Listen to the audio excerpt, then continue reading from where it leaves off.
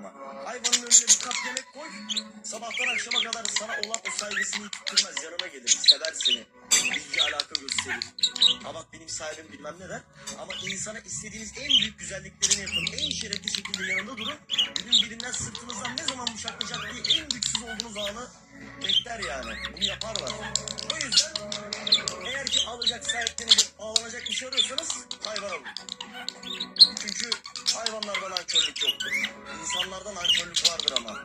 Birini görürsün en güçsüz zamanında yanına alırsın. Hayvana bağlanmak da...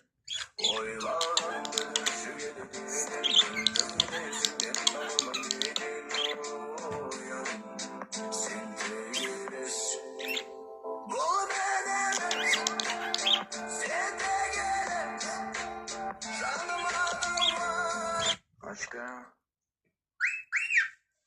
Aşkım.